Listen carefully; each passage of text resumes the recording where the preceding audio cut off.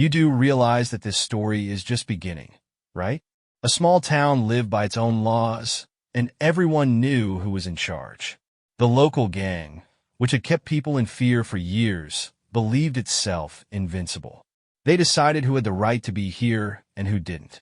But one day, everything changed. A black SUV slowly pulled up outside the cafe. The door opened, and a man they hadn't expected got out. He didn't ask for trouble. Trouble found him. They didn't know who they were dealing with until it was too late. It was a night that the city will remember forever. And it is only the beginning of this story. The town was quiet, as if it had fallen asleep under the weight of everyday worries. A small cafe on the side of the road had been operating here for many years, and every local knew that this place belonged not just to business, but to those who gathered here every night. The local gang, a group of men who considered themselves the masters of the town, always sat at the corner tables, smoking cheap cigarettes and loudly joking about those who dared to come in.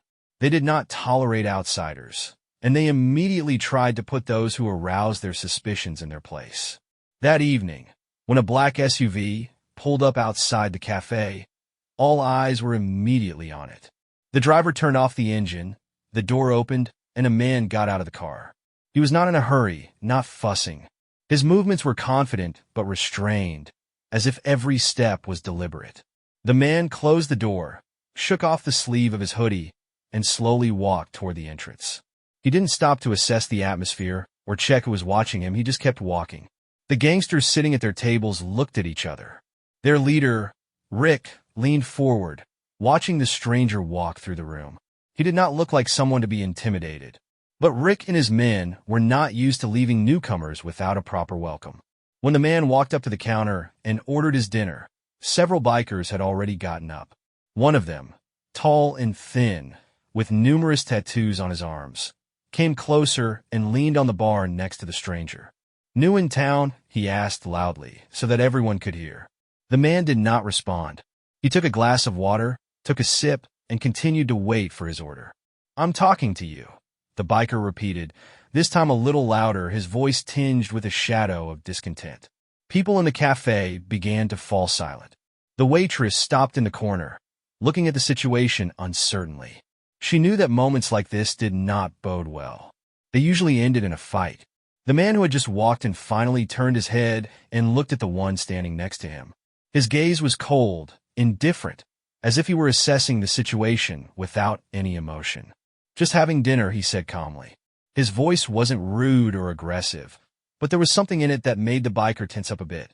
He was used to people being afraid that he could intimidate anyone, but this was different. Rick, watching from across the room, decided it was time to act. He stood up and slowly walked over to them, his gait slow and confident, like someone who knows he is in control. "We don't like outsiders here," he said loudly so that everyone could hear him, "especially those who think they can just come in and act like they belong." The man in the hoodie looked up again. He looked at Rick closely, as if sizing him up, and then took another sip of water. He didn't look annoyed or scared. He just was. "I'm just having dinner," he repeated, as calmly as before. The room fell into a tense silence. The bikers were waiting for a reaction. They thought he would either get angry or start making excuses. But he did neither. Rick grimaced. He did not like to be ignored. He stepped closer, leaned over to the man, and spoke. "You know, you made a big mistake coming here." The man pushed his glass aside and stood up, abruptly, but without any unnecessary movements. He stood in front of Rick, looking him straight in the eye. For the first time in a long time, the gang leader felt something like doubt. There was something about this man that made him take his time. "I'm just having dinner," he said for the third time.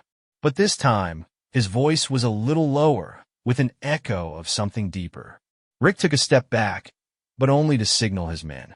The other two bikers stood up, preparing for a fight. They were confident that the stranger would not be able to resist them. They were used to being outnumbered, but they didn't know who they were dealing with.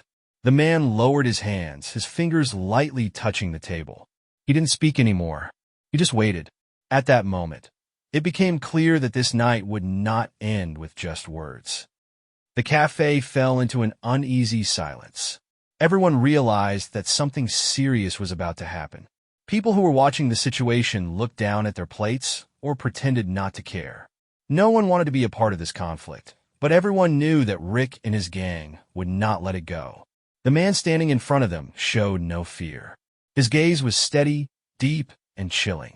He didn't make a single unnecessary movement, but it was enough to make even the most confident bandit feel a certain discomfort.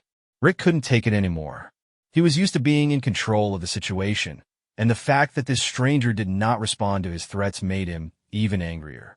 He stepped forward and sharply hit the stranger in the chest with his shoulder, trying to knock him down. But it did not happen. The man remained motionless, as if the blow had no effect on him at all. He just looked at Rick a little longer than before. His eyes radiated calm, but at the same time there was something in them that made everyone around him feel tense. "Don't do it," he said calmly. His voice wasn't loud, but there was something in it that made even those watching the scene from afar hold their breath. Rick was not a man who knew how to back down. He couldn't let someone, especially a stranger, come in here and act like he wasn't afraid. He turned his head to his men and nodded. That was the signal. The two bandits moved forward. They were big, strong, tough. But that was not enough. The stranger moved with lightning speed. In one moment, the first bandit was already on the floor, clutching his stomach in pain. The second one tried to strike, but his punch missed. The stranger dodged and sent him to the floor with his friend in one precise movement. The cafe held its breath. Rick could not believe what had happened. He had always believed that his men were invincible. But now two of them were lying on the ground, and the stranger didn't even look tired. "What this?" someone in the crowd whispered. Rick looked at his men again. He was angry but also confused. He knew he couldn't just walk away. That would mean that his gang had lost power over the city. So he made one last attempt. He pulled out a knife. The light of the cafe reflected off the sharp blade. "You think you're tough," he muttered, licking his dry lips. "Let's see how you handle this." But before he could take a single step, something flashed in front of his eyes. The man reacted faster than anyone expected. His hand moved so fast that most people didn't even notice what happened. Rick felt a sharp pain in his wrist. The knife fell from his hand, clattering to the floor. He tried to understand what had happened, but it was too late. His own stroke had turned against him.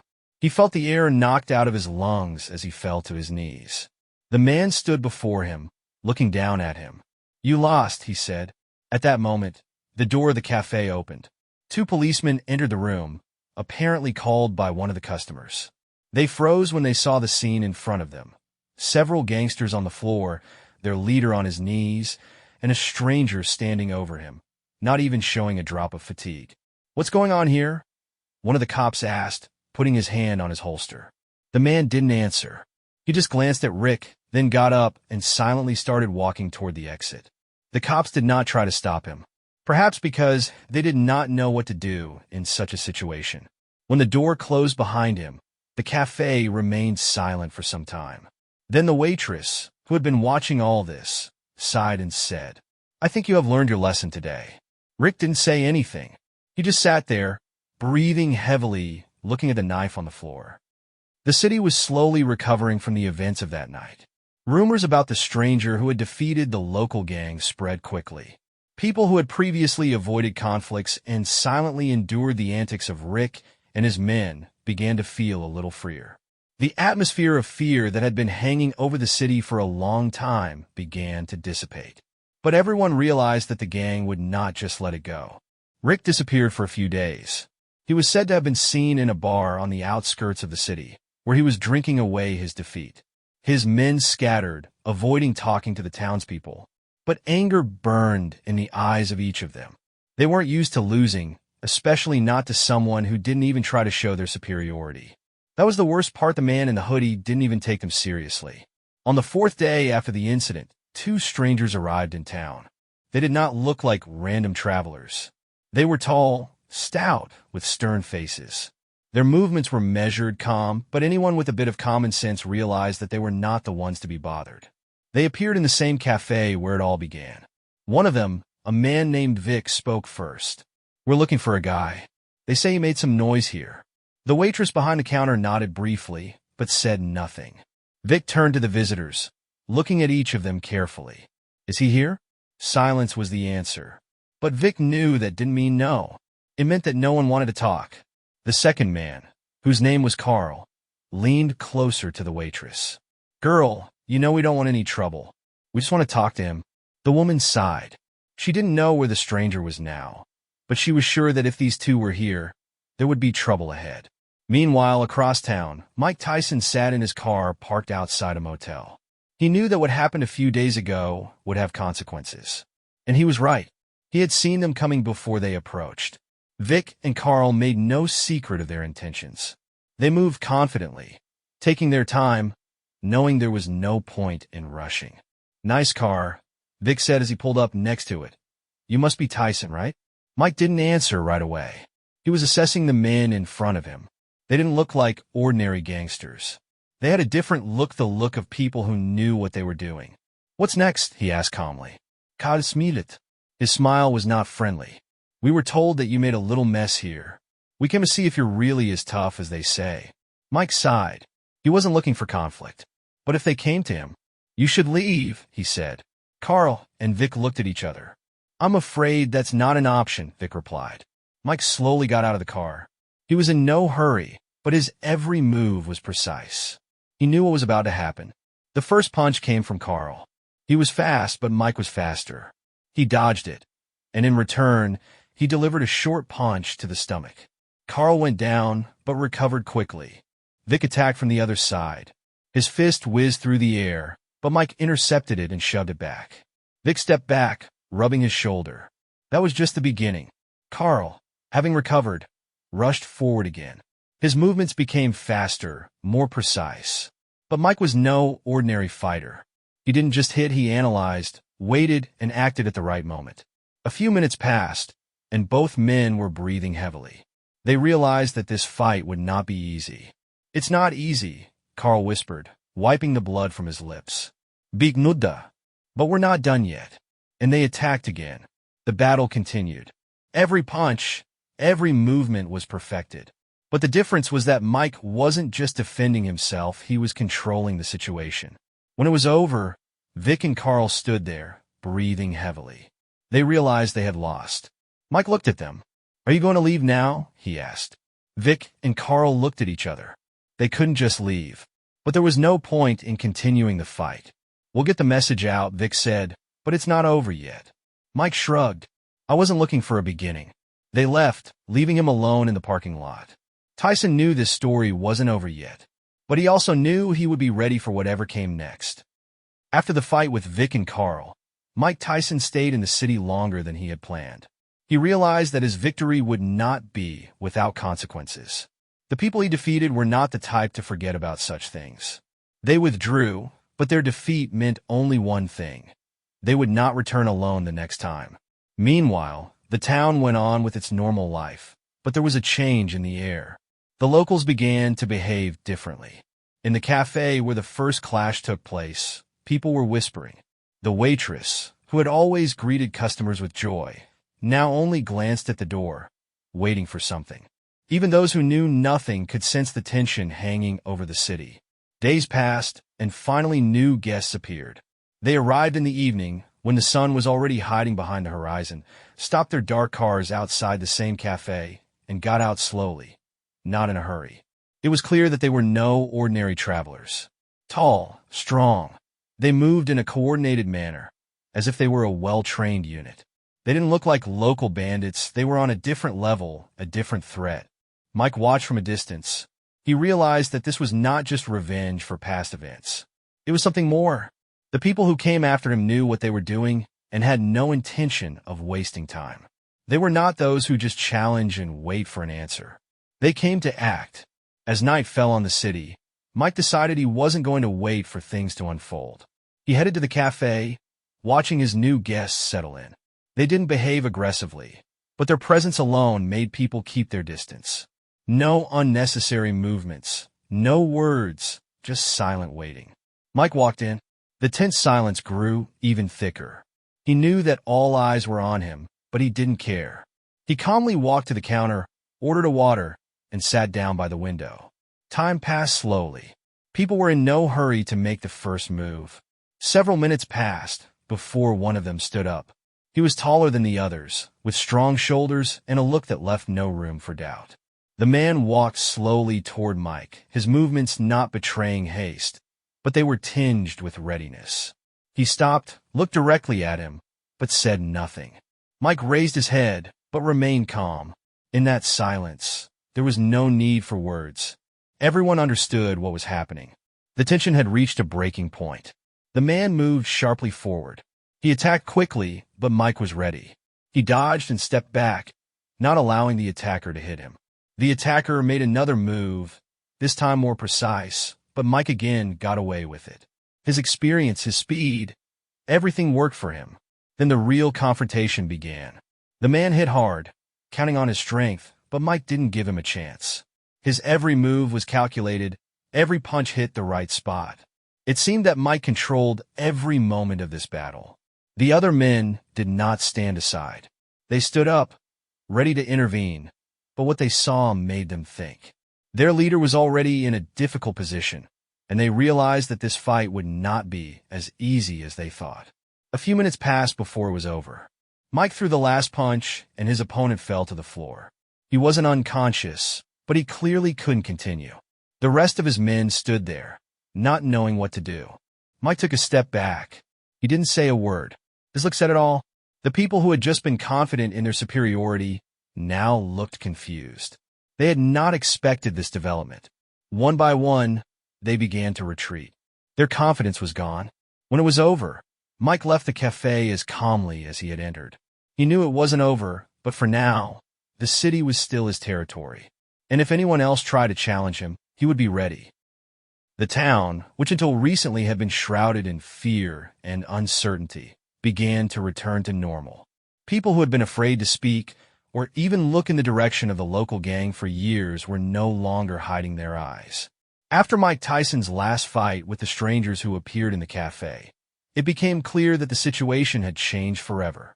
However, everyone inside knew that it was not over yet. The streets were quieter than usual, and everyone realized that this peace could only be temporary. Mike Tyson felt it too. He knew that his presence here was a challenge to those who considered themselves the masters of this place, and he realized that they would not leave it at that. A few days passed. Everything looked calm, even too calm, but in the evening, when the sun had already sunk below the horizon, the town felt the shadow of danger again. They came in black cars, more of them than the last time. There were whispers among the locals. They're back. The cars stopped at the same cafe where it all began. The doors opened and people came out. They were in no hurry, but their every move was full of confidence.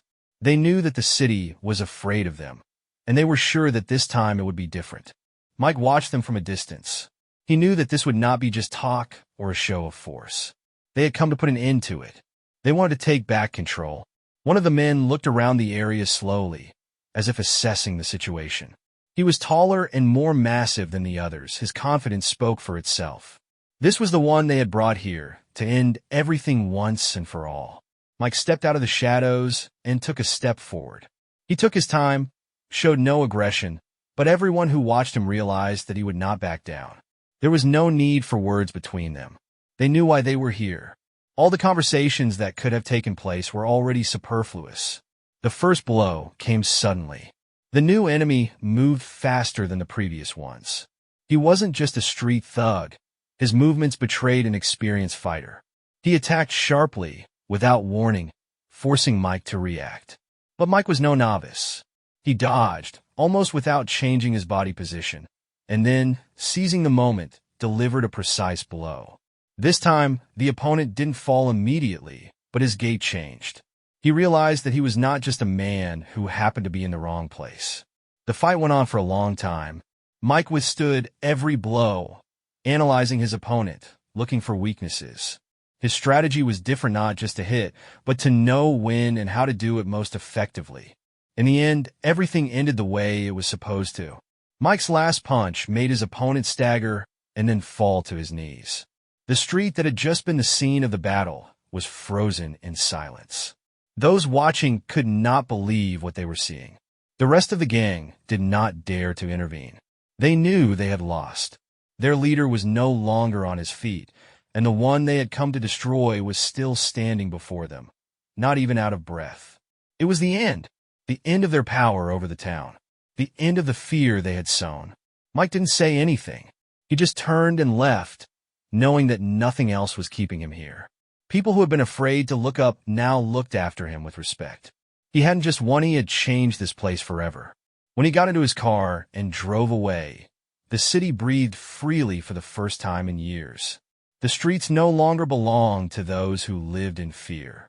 They belonged to people who could finally live without fear.